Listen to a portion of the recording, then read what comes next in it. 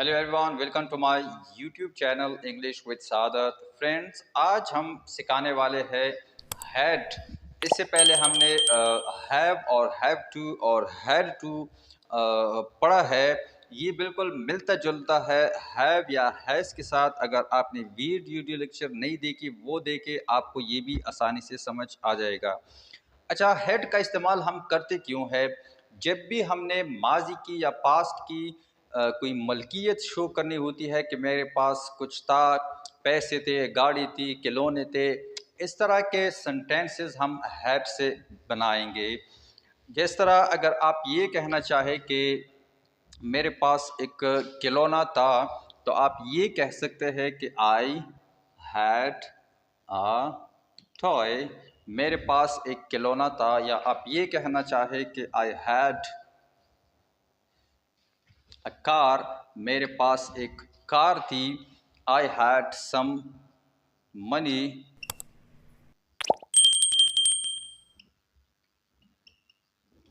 तो ये मलकियत शो करता है कि आपके पास पास्ट में या माजी में क्या कुछ था।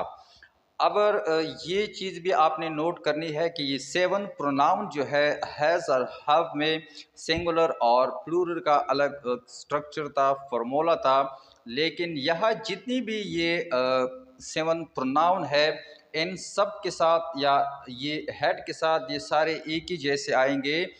यहाँ कोई और वर्ड नहीं है। तो ये स्ट्रक्चर जो है इन सब के लिए एक ही स्ट्रक्चर होगा। सब्जेक्ट, हेड और उसके बाद अदर वर्ड्स आएंगे।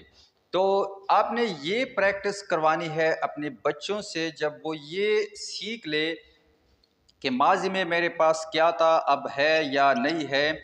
जैसे आई हैड 2 फ्रेंड्स। मेरे 2 दोस्त थे। अब अगर आप उसे प्रेजेंट में लेके आना चाहते हैं, जब ये सिंपल सेंटेंसेस वो बनाना सीख ले, तो आप फिर उसे किस तरह सिखाएंगे कि आपने प्रेजेंट में ये किस तरह इसके साथ एक और सेंटेंस जोड़नी है। तो ये हम लिख लेते हैं कि आई हैड 2 फ्रेंड्स। यहाँ तक बच्चे ने सीख लिया। अब आगे आपने क्या करना है? But now I have. यहाँ आप प्रेजेंट में बात हो रही है, तो यहाँ आपने हैव का इस्तेमाल फिर करना होता है, जो इससे पहले वीडियो लेक्चर में हमने पढ़ाया है। But now I have 10 friends.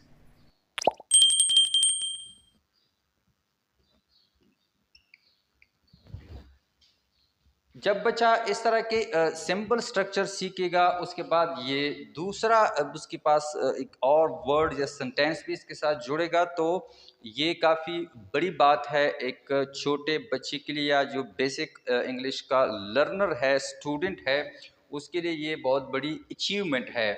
पहले आपने प्रैक्टिस करवानी है, या अगर आप खुद सीखना चाहते हैं तो आपने खुद ये प्रैक्टिस इस पर करनी है। उसके बाद आपने इस तरह की सेंटेंसेस हैव या हैज़ के साथ बनाने हैं। तो ये बनाते हुए आपकी इंग्लिश भी अच्छी होगी, ग्रामर जो है। इसके अलावा आप डेली कन्वर्सेशन में भी बहुत सारे सेंटेंसेस बनाना सीखेंगे। तो होप दैट कि आपको ये लेक्चर अच्छा लगा होगा। अगर आपको ये इंफॉर्मेटिव लगा तो अपने फ्रेंड्स के साथ ज़रूर शेयर कर देना।